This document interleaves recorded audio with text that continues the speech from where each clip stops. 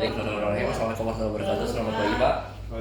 Saya Dr. Imam, selamat bertugas pada hari ini. Oke, boleh saya tahu identitas Bapak dulu?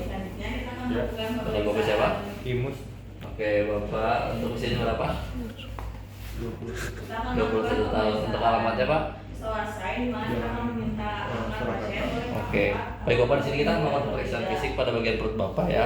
Jadi nanti bagian perutnya akan dibuka untuk melihat apakah terdapat rasa dari atau apa dari keluar Bapak, untuk kita mengetahui penyakit apa yang sedang Bapak derita. Apakah Bapak bersedia? Jadi ya. Oke, punten ya Bapak. Sini saya akan cuci tangan dulu dengan menggunakan WHO dan menggunakan tangan. Baik, setelah itu pertama-tama kita inspeksi bagian perut pasien. Kita lihat apakah kita lihat konturnya apakah datar, sensi atau menonjol atau cukup. Setelah itu kita lihat apakah terdapat benjol atau massa. Kemudian kita lihat juga simetris dari dinding perutnya. Kemudian kita lihat umbilikusnya menonjol atau tidak. Kemudian kita lihat juga apakah terdapat pembelahan ventral khusus, serta kita lihat apakah terdapat pulsasi aorta. Setelah itu kita inspeksi juga warna kulit pasien. Kita perhatikan dari warnanya apakah terdapat bekas luka, kemudian apakah terdapat striae, dilatasi vena, atau ada ras, atau ada ekimosis. Setelah itu kita auskultasi dari dinding abdomen pasien. Kita melakukan stetoskop dan kita dengarkan selama minimal 1 menit. Kita dengar apakah frekuensi bising ususnya normal, meningkat atau menurun, dan karakteristiknya normal atau berubah. Serta kita dengar apakah terdapat bruit vaskular. Apabila tidak melawan infeksi, selanjutnya kita melakukan perkusi.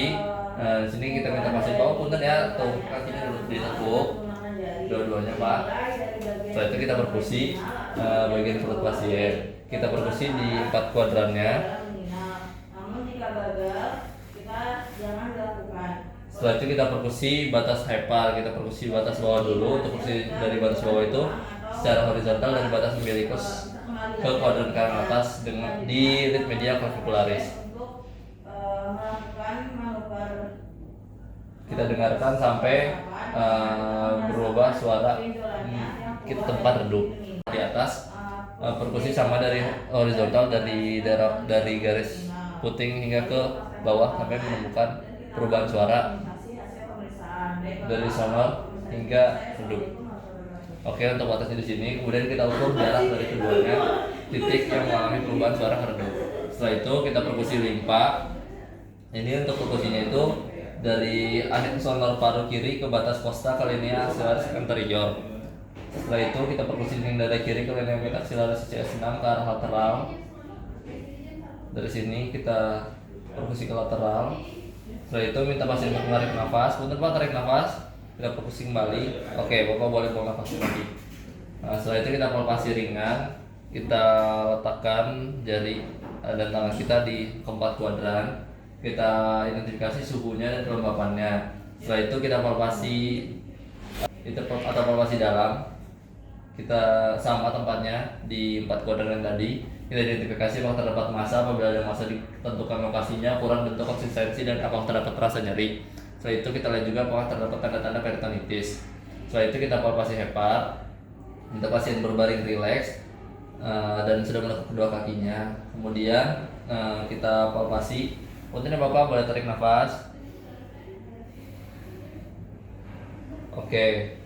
Setelah itu kita palpasi lobus kanan. Pasien diminta menarik nafas panjang. Punten Bapak tarik nafas panjang. Selanjutnya kita palpasi juga pada lobus yang kiri. Kita palpasi dari umbilikus menuju epigastrium dengan cara yang sama seperti yang lobus kanan. Punten Bapak boleh tarik nafas, buang nafas Pak. Oke. Selanjutnya kita lakukan penilaian hepar dari ukurannya, kemudian tepinya tumpul atau tajam, konsistensinya kenyal atau keras, permukaannya rata atau berbenjol-benjol, dan apakah terdapat nyeri saat dipalpasi. Selanjutnya kita palpasi limpa. Kita tekan pada bagian, kita tahan bagian belakangnya dan kita tekan. Punten Bapak. Oke, jika sulit maka pemeriksaan bisa dilakukan dengan posisi lateral dekubitus ke sebelah kanan. Selanjutnya kita palpasi dengan menekan abdomen ke bawah saat pasien ekspirasi maksimal. Punten Bapak boleh tarik nafas, buang nafas Pak. Tarik nafas, buang nafas. Oke, palpasi dimulai dari sias kanan melewati umbilicus menuju arcus costa kiri. Kemudian kita identifikasi ukuran limpa dan konsistensinya ke dalam kelas. Selanjutnya kita periksa tes dengan shifting dullness, di mana kita perkusi dari umbilicus ke lateral kiri atau kanan. Tentukan batas perubahan suara dan timpani keredup dan tandai dengan letakkan jari di batas tersebut. Punten ya Pak. Oke, punten Bapak boleh miring ke sebelahnya Pak. Oke, setelah itu kita tunggu sampai 30-60 detik, lalu kita lakukan perkusi kembali. Tentukan apakah ada perubahan suara dari tumpul ke timpani. Lanjut, oke Bapak boleh kembali lagi. Nanti kita tes gelombang cairan. Di sini kita letakkan di bagian perut kanan dan kiri pasien. Setelah itu kita tekan satu sisi dan rasakan getaran cairan pada tangan yang berlainan. Jika terasa ada getaran berarti tesnya positif, berarti pasien bisa dinyatakan tes. Kemudian kita pemeriksaan appendicitis. Punten Bapak sebelumnya apakah Bapak pernah ada riwayat usus buntu? Enggak. Apakah dari riwayat sebelumnya ada rasa nyeri di perut kanan bawah Pak? Oke, selanjutnya kita periksa dengan kita palpasi cara pelan pada titik McBurney. Setelah itu apabila terdapat tahanan rasa jari lepas, kita lanjut ke pemeriksaan selanjutnya itu Rossing sign. Kita tekan pada kuadran kiri bawah perut, kemudian lepaskan dengan cepat. Apakah jadi Pak? Oke, selanjutnya pesawat sign, kita letakkan tangan pada lutut kanan pasien dan minta pasien untuk menaikkan pahanya. Ternyata Pak boleh dilurusin lagi kakinya. Oke Pak. Apakah jadi Pak? Enggak ada. Oke. Selanjutnya kita operator sign, kita angkat dan kita fleksikan kaki pasien. Punten ya Pak. Kemudian kita putar. Apakah ada nyeri Pak? Tidak. Oke.